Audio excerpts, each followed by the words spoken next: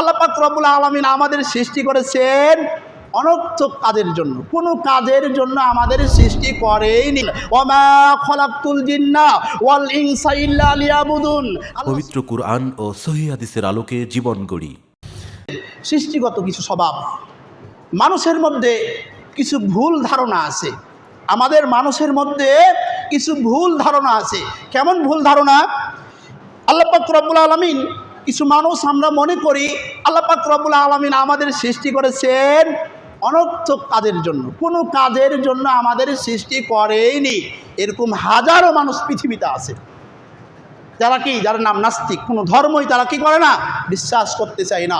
আল্লাহ পাক রব্বুল আলামিন সূরাতুল মুমিনুন আয়াত নাম্বার 115 আল্লাহ সুবহানাহু তাআলা বলতেছেন, আফা হাসিবতুম আন্নামা খলাকনাকুম আবাসাও ওয়া আন্নাকুম ইলাইনা লা তুরজাউন। আল্লাহ সুবহানাহু তাআলা বলতেছেন, তোমরা কি মনে করেছো তোমাদেরকে অনর্থকভাবে সৃষ্টি করা হয়েছে? আচ্ছা, ছোট্ট একটা ক্ষুদ্র জ্ঞান দিয়ে বলেন তো, এই যে আমরা মসজিদে নামাজ পড়তে এসেছি, কেন এসেছি বলেন তো? আল্লাহর সন্তুষ্টি অর্জন করার জন্য। যে নামাজ পড়ব, আল্লাহ আমাকে ভালোবাসবে, তার সন্তুষ্টি অর্জন করার জন্য আমরা জান্নাত পাবো। তাহলে কি এটা আমাদের একটা উদ্দেশ্য না? একটা আমাদের উদ্দেশ্য আছেই।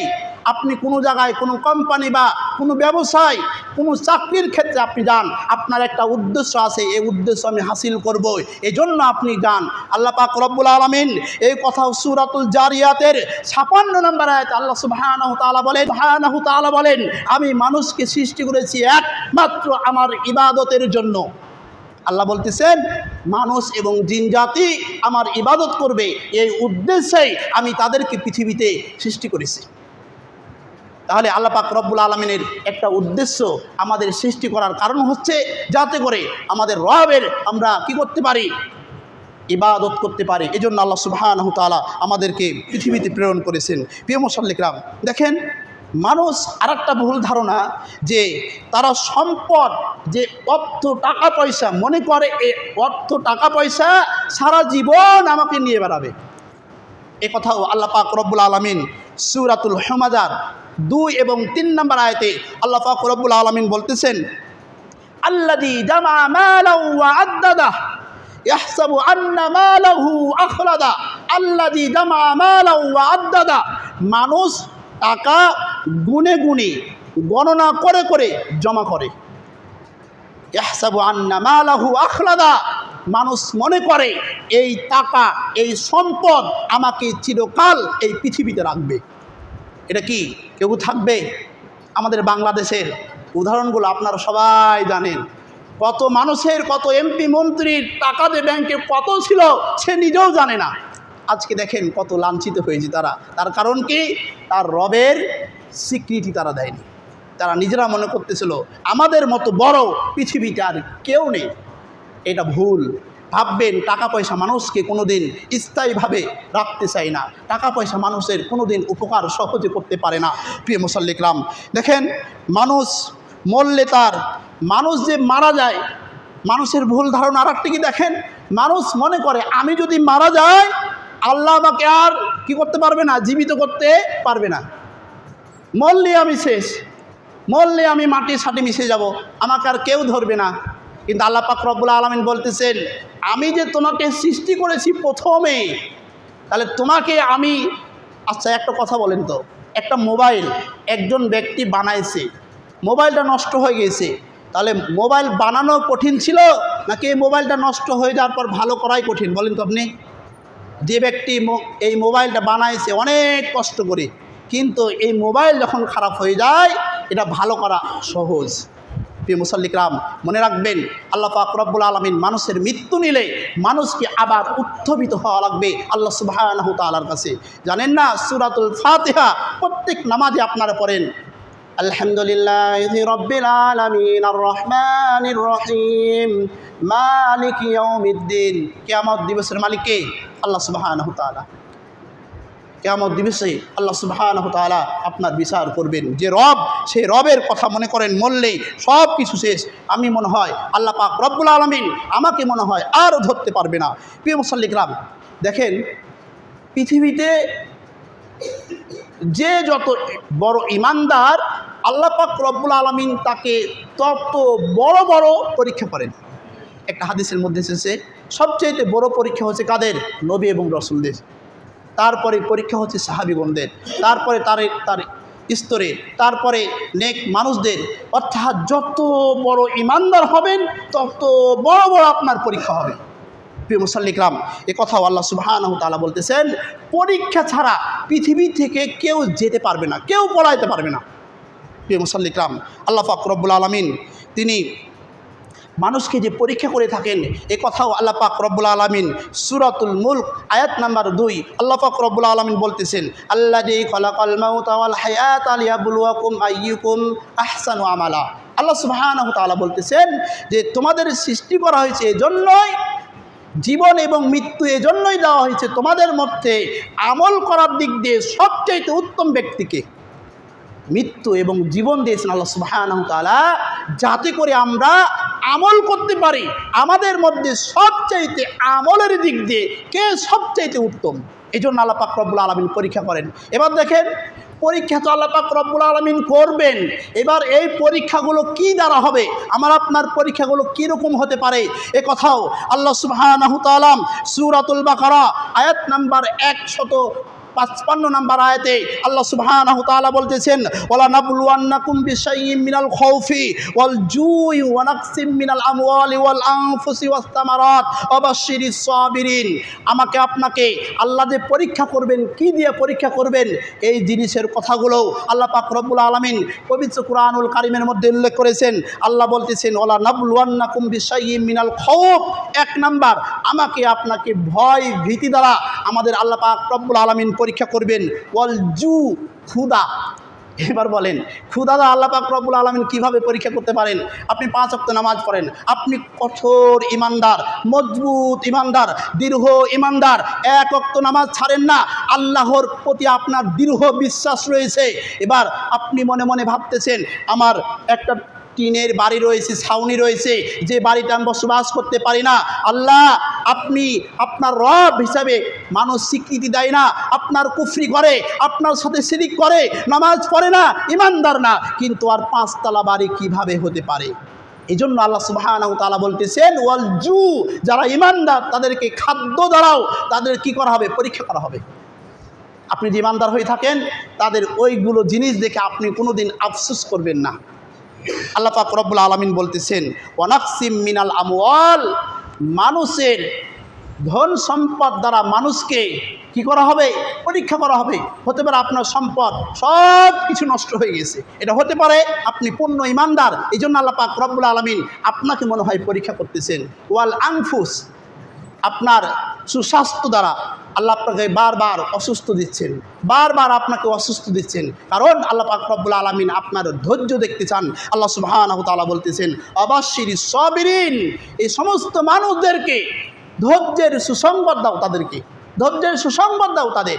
প্রিয় মুসাল্লিকরাম, এই জন্যই আমাদের যখন কোনো ক্ষতি হয়ে যাবে, হোক সম্পদ, হোক ছেলেমেয়ে, হোক বাড়ি, যে কোনো জায়গায় হোক না কেন, যদি আমাদের ক্ষতি হয়ে যায় তাহলে একমাত্র আমরা ধৈর্য অবলম্বন করব।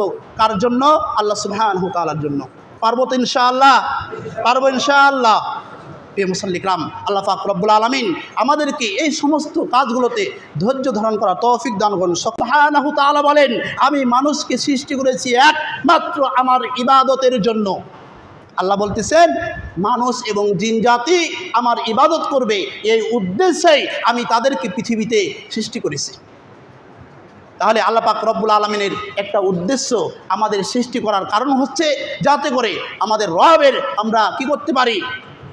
ইবাদত করতে পারি। এই জন্য আল্লাহ সুবহানাহু ওয়া তাআলা আমাদেরকে পৃথিবীতে প্রেরণ করেছেন। প্রিয় মুসাল্লিকরাম, দেখেন, মানুষ আরেকটা ভুল ধারণা যে তারা সম্পদ, যে অর্থ টাকা পয়সা, মনে করে এই অর্থ টাকা পয়সা সারা জীবন আমাকে নিয়ে বেড়াবে।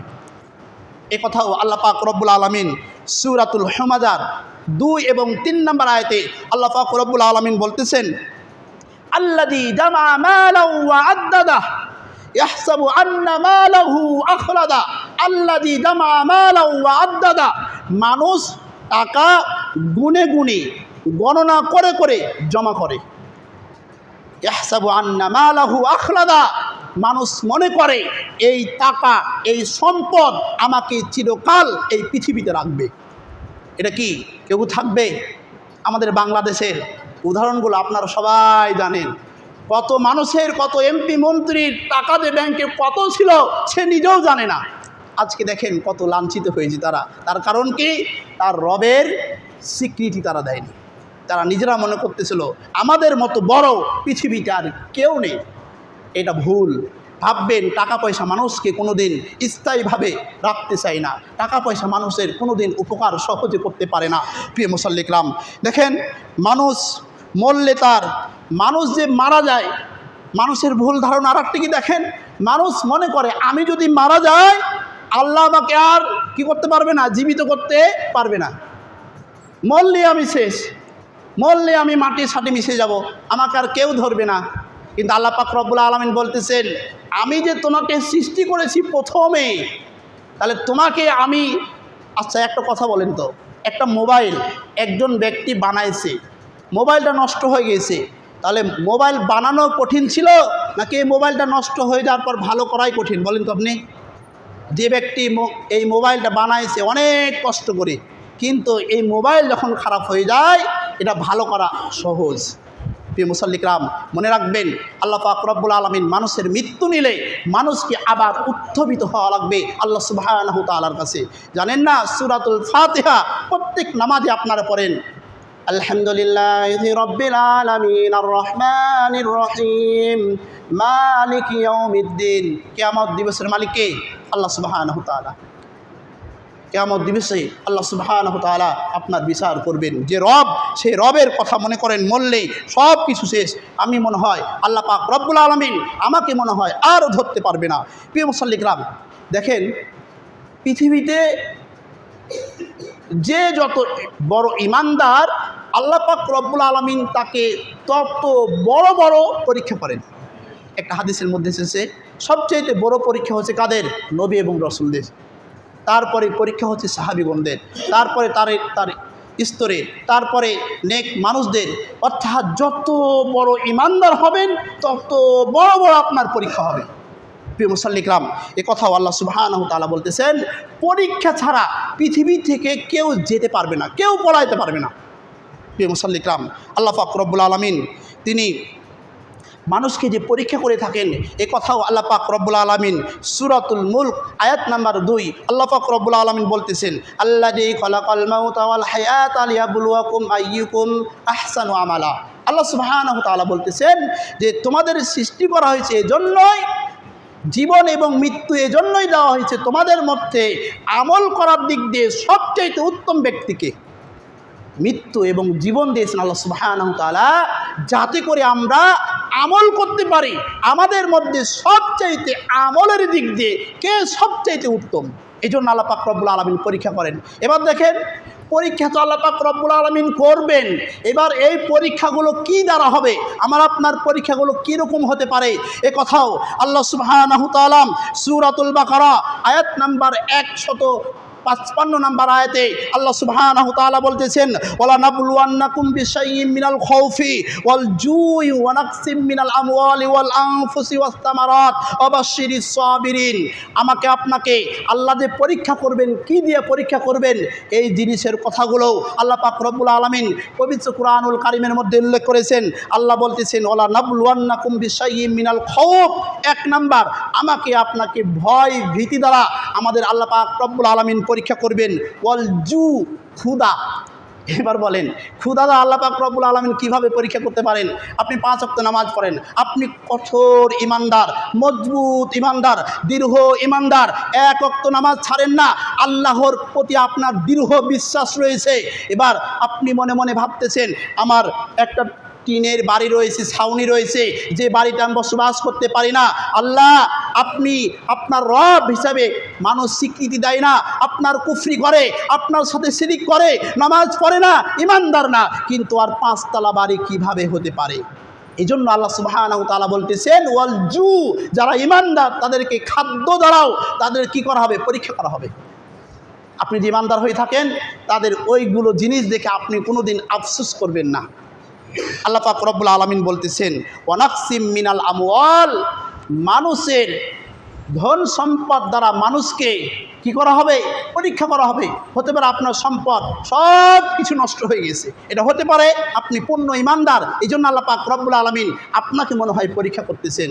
ওয়াল আনফুস, আপনার সুস্বাস্থ্য দ্বারা আল্লাহ আপনাকে বারবার অসুস্থ দিচ্ছেন, বারবার আপনাকে অসুস্থ দিচ্ছেন, কারণ আল্লাহ পাক রব্বুল আলামিন আপনার ধৈর্য দেখতে চান। আল্লাহ সুবহানাহু ওয়া তাআলা বলতেছেন অবাশশিরিস সাবিরিন, এই সমস্ত মানুষদেরকে ধৈর্যের সুসংবাদ দাও, তাদেরকে ধৈর্যের সুসংবাদ দাও তাদের। প্রিয় মুসল্লিকরাম, এই জন্যই আমাদের যখন কোনো ক্ষতি হয়ে যাবে, হোক সম্পদ, হোক ছেলেমেয়ে, হোক বাড়ি, যে কোনো জায়গায় হোক না কেন, যদি আমাদের ক্ষতি হয়ে যায় তাহলে একমাত্র আমরা ধৈর্য অবলম্বন করব। কার জন্য? আল্লাহ সুবহানাহু ওয়া তাআলার জন্য। পারবো তো ইনশাআল্লাহ? পারবো ইনশাআল্লাহ। প্রিয় মুসল্লিকরাম, আল্লাহ পাক রব্বুল আলামিন আমাদেরকে এই সমস্ত কাজগুলোতে ধৈর্য ধারণ করা তৌফিক দান করুন।